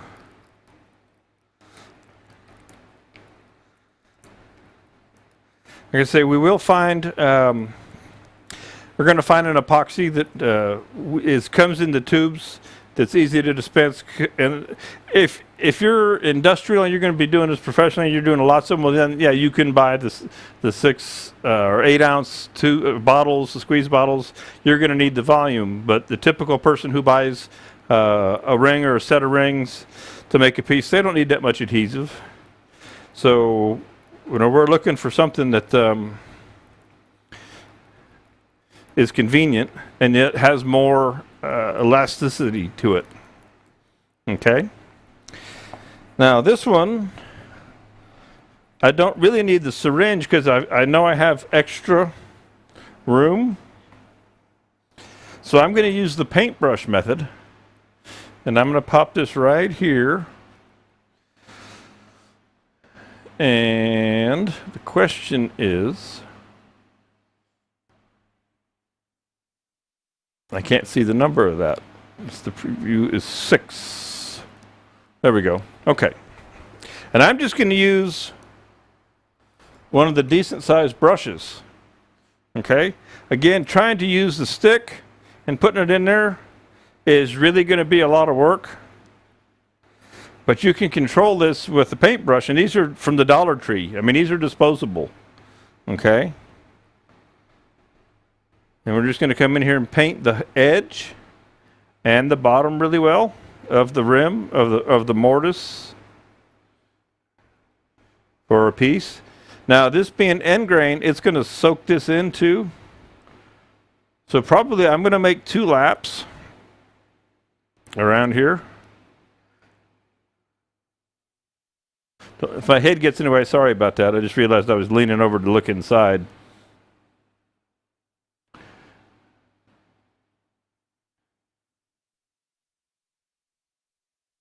Again, now this one, remember I talked about and I showed you how to make the relief cut with the parting tool. This one, because I did slightly oversize the hole, that's not going to be necessary.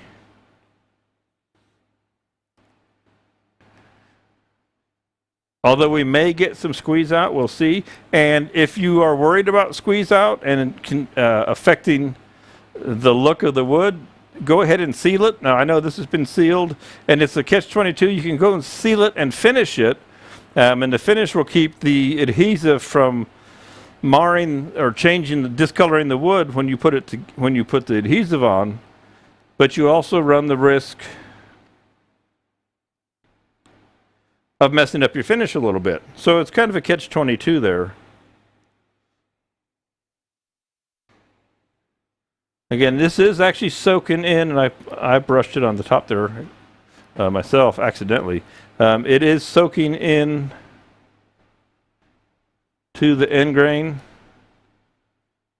This particular piece of wood is like a sponge. I bet I put a pint of sealer on this, trying to get it to where it would turn clean and cut.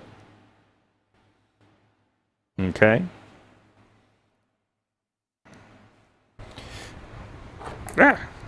Well, it's not gonna run anywhere.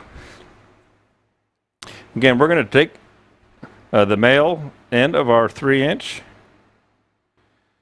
and we're just gonna drop her right in there.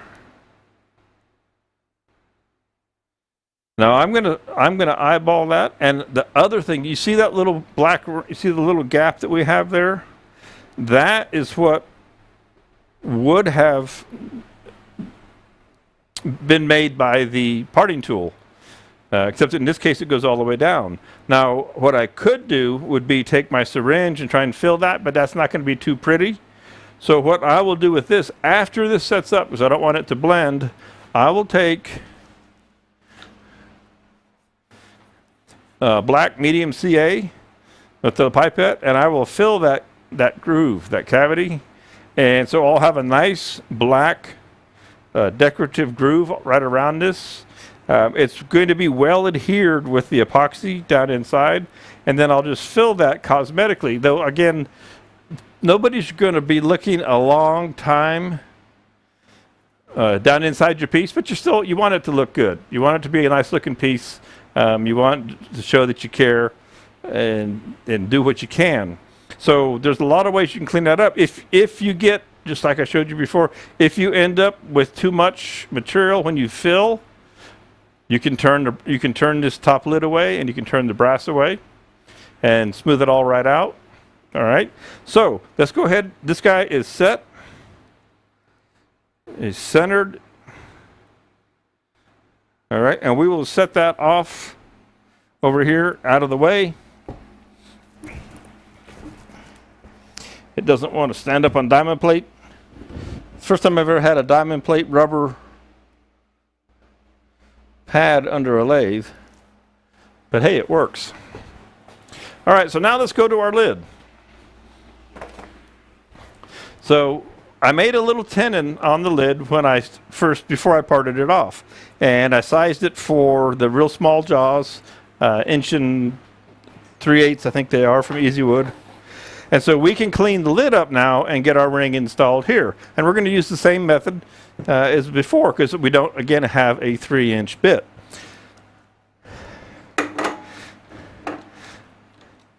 And I'm curious to see how my little jigs are doing over there.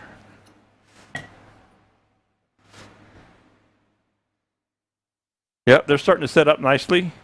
So before we wrap up here today, I don't even know what time it is. 2:50, almost 3, so about 10 minutes. Well, okay, I'm going to stay a little long. We're going to clean this off if it's hard enough, and I'll show you how we can do that. But I know I showed you before as well. All right, back to, we're in the right jaws already. See if we can zoom ring this guy down here. I think that's the right ones. Yes.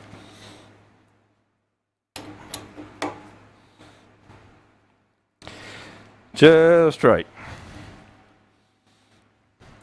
And I'm going to move this back over so that it comes into the overhead. It's back up in the overhead there. And let me check out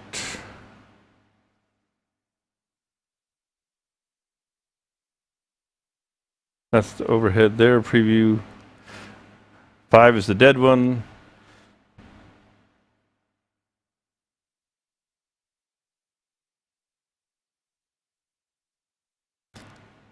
All right, 9 is our end shot. So let me bring this back up into view there so we can see what's going on. That'll do the trick there. And preview 4 is tight. 5 is dead, that's the one I want. And there's a good overhead shot there. Okay, that'll work. So I'm going to program 6, and I lost track of that other one.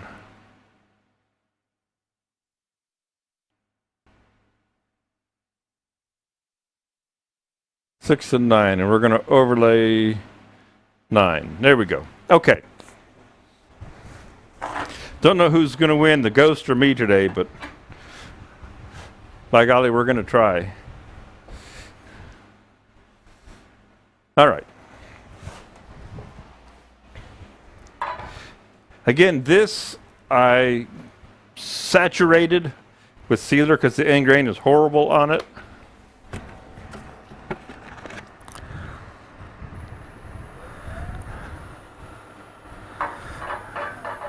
You can tell it moved. Because I saturated the top, the bottom, everything, and so it warped this guy a little bit.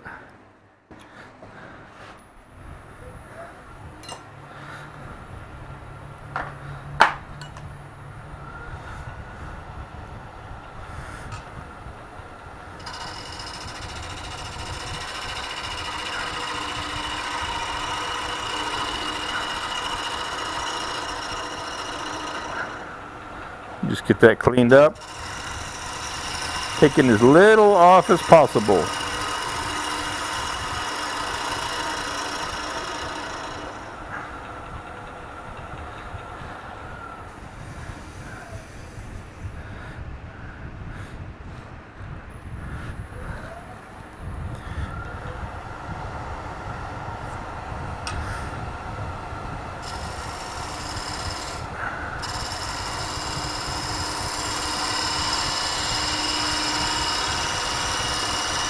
If we make it undercut, it's going to touch wood on wood. If we keep it dead flat, we'll have metal touch metal. If you have it undercut, it will hide any imperfection in the rim joint, if you will. I'm going to go ahead and clean up this edge right here real quick.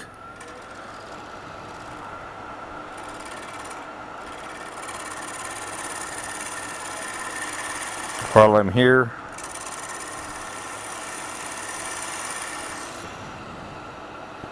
and you can't quite see that for the overlay. Okay.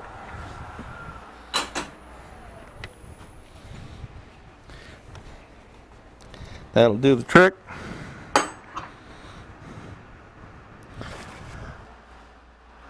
Find our center, mark it.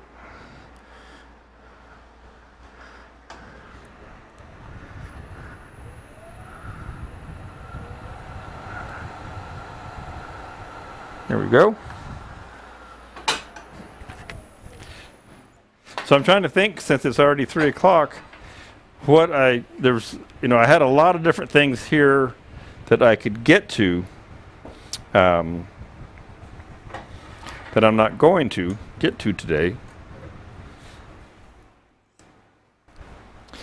So I'm trying to decide what's the most valuable to keep in place for you.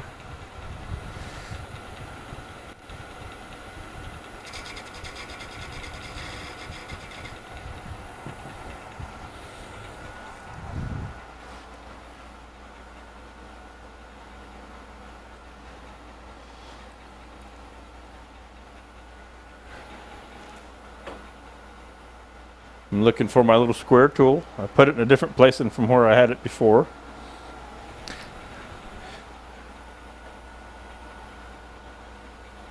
Where did you go?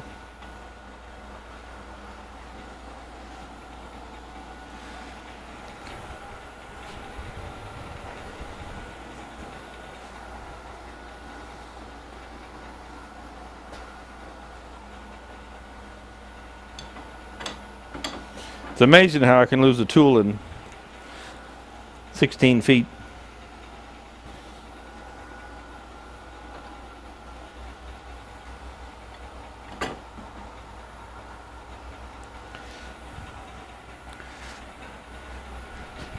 Well, then we'll just have to use a different one that's square.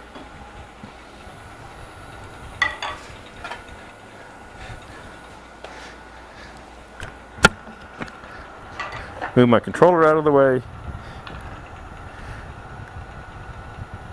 And we're going to ease up on this guy again.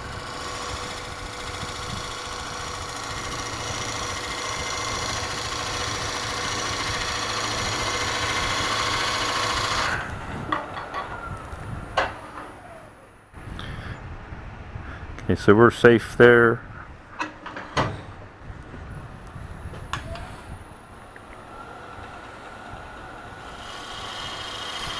Remember, it doubles it when you cut it. I'd like to make this one press in. Whatever you take off of one side, you take off the other. Always important to remember.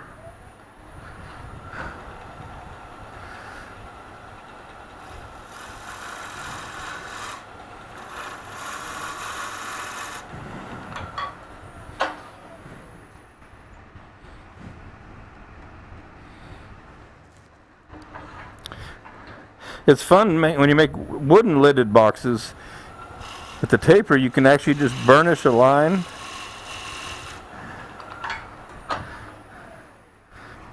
We can't quite do that with these. Alright, I believe that's my press fit. That's real close anyway, for what I'm looking for.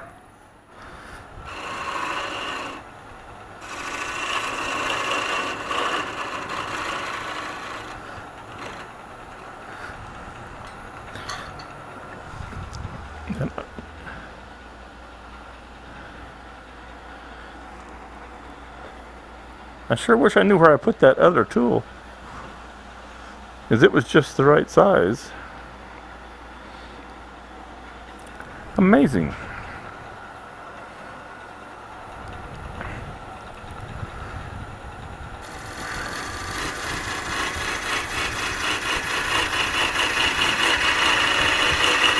So you can see here the little flange, or you can see here, that I'm leaving for that to sit on, to rest on.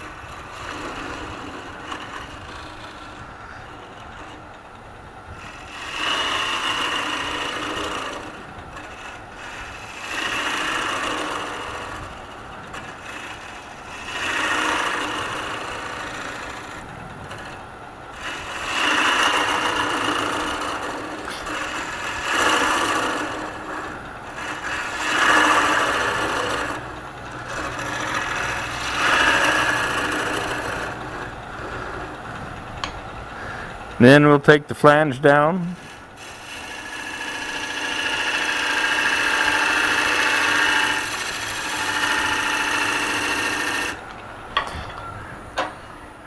Check our fit.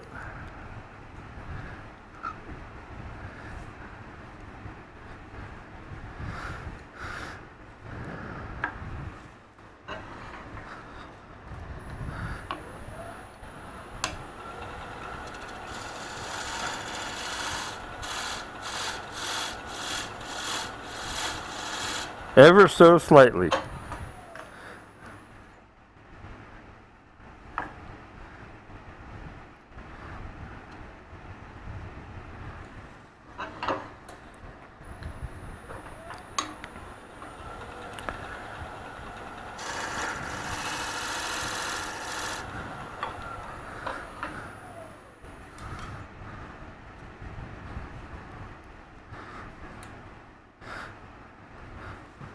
That would drive in with a mallet, but it wouldn't rotate.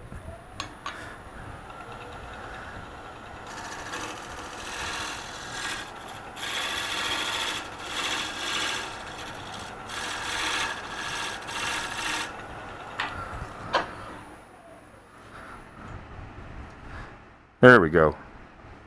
So that presses in nicely, okay? And with the other one, when it's glued tight, and we're not going to glue this one yet because we have grain to align. So with this pressed in like that, we'll be able to rotate the top once the other part is dry, and we can line our grain up. All right, and then we can mark this and we can take it out, put our glue on, and then put it back in, and we will have our grain lined up. So that's really good. We are just about right in the depth. We have a little bit of concavity to the top itself.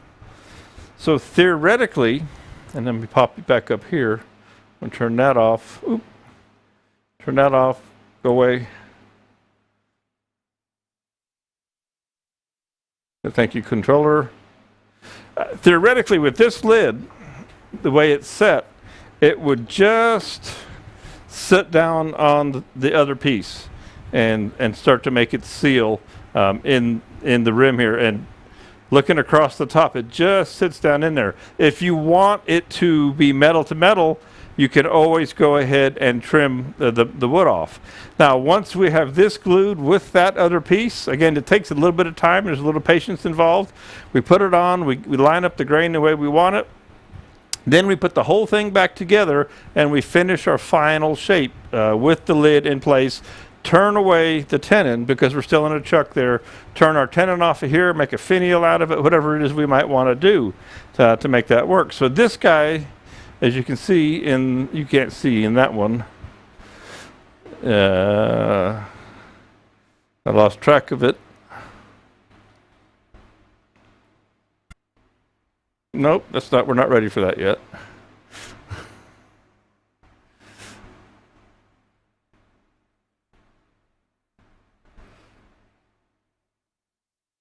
We want 9. We want, do what I want. There we go. Turn that off. So you can see we've got a super nice tight fit. Again, if you could see in the camera, we could come back with our parting tool and cut that relief there and fill that void and have it pick up the excess if we wanted to. Okay. So that is set. We wait for the other piece now to dry.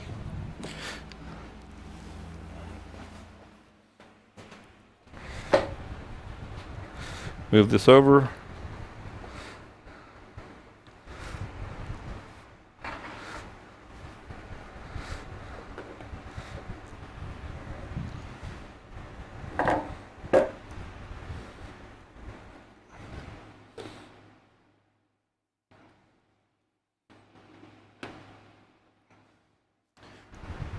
But there's the general.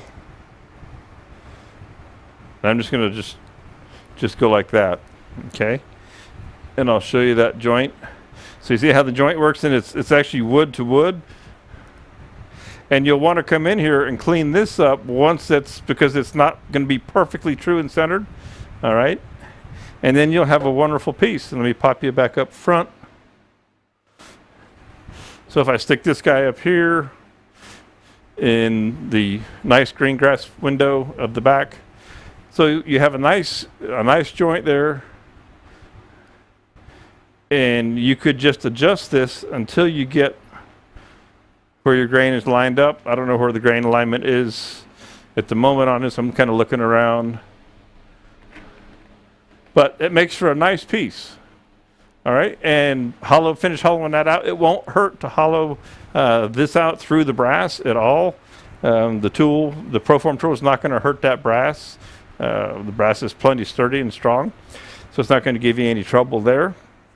Let's see, any questions? Because I have run past my 2 hours, which is a long time. Not that I don't mind. Hey, there's that tool I was looking for. How in the world did I put it that far away? Easy peasy. Oh, I want to show you this other piece. I'm going to stay long enough, and I hope you do too. I want to get this guy in something. This is the one that the hole was already too big, okay? And I cast it into resin so that I could fill the hole and come back and do it again and make a lid for it. So there's excess resin on the top here, and I don't think I'll turn that away, but I want to get this in a chuck, and I want to go ahead and drill a 2-inch hole through here, and I want to make sure and show you the wall thickness. So we could drill a 2-inch hole, meaning we could put a 3-inch ring in this, okay? So let's do that before we wrap up this electronic fiasco of a day. I mean, I've had fun, and I hope you've picked up a lot of tips on working with these rings. I've spent more time fighting electronics than anything else here today. Let's see here. We can put this in.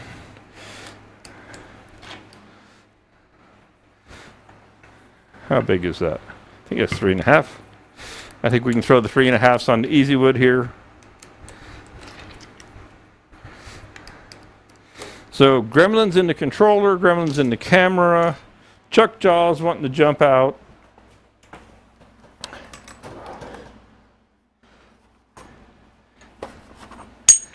One of those days.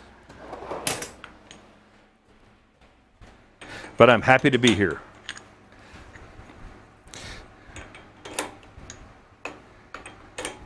Happy, having fun. Let's see if that's going to grab. This could be close. Nope, has to go into the step jaws. I should have remembered that. The beauty of the Easy Chuck, takes 20 seconds to change jaws.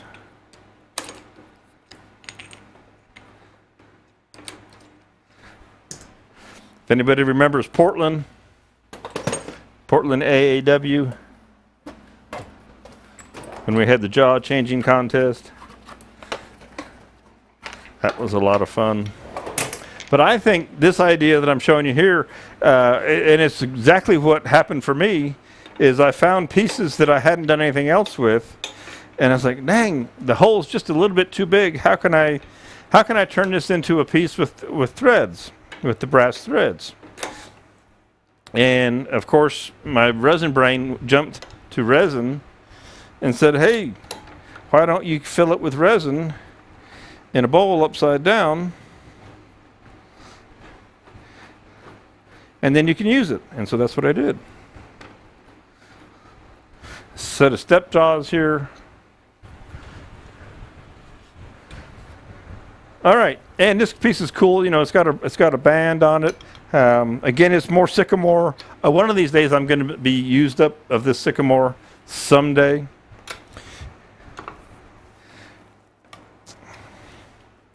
And this would be a lot of resin turning here, so I'm not going to do that.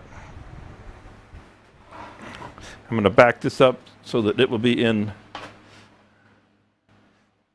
that other camera. I'm looking at a preview of number 9. Okay, I'm going to take it to 9. There we go.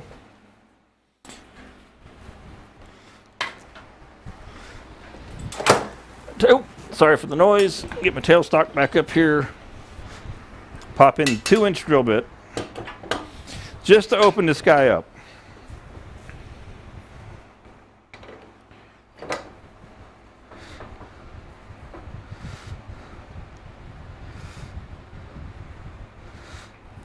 There we go. Everything else is out of the way.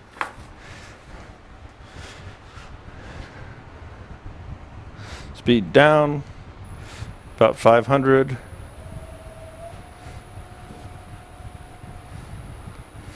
Did I mention my new Nebula lathe is on its way? It left Chicago yesterday or today. And so we're just going to punch right through here because this we're going to put a 3-inch ring in and this is a 2-inch, so we're just going to go right through here and open this up so we can check our wall thickness, see if my idea of filling that void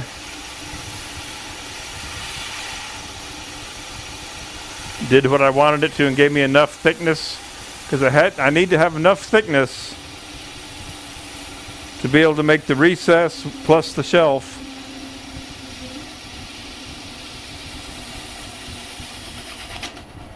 All right.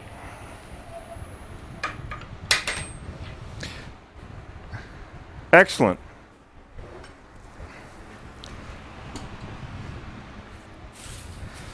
Fantastic. So we have, I don't know if I can get this caliper in there. No, it won't quite go through the hole. We've got a solid 3/4 of an inch of material here. So we can easily make our recess. Now this is a 2-inch or 2.5, but we could easily, and we could even make a 2.5-inch recess if we just wanted to turn it by hand and pop that right in there. Like it's a Christmas present to yourself. No, Bridget gets all the pieces. So this saves this piece, assuming you wanted it to become a piece with a threaded top with the brass rings. So again, we'll wrap it up. And well, these guys, they're not quite set up, plus I'm late. But what would happen, this would go into chuck, and then anything that was the right size, it would thread back on here. So even if you just use the other one as the example, you could then hold the piece. This is in the chuck, and this is the piece that's got a lid to it or whatever it might be, and it threads on in the chuck, and then you can turn and work on it and do all the things you meant to do. Oh, yeah, the lathe being a Christmas present. The lathe is to demonstrate Nova lathes and sell Nova lathes and get the Nebulas out there.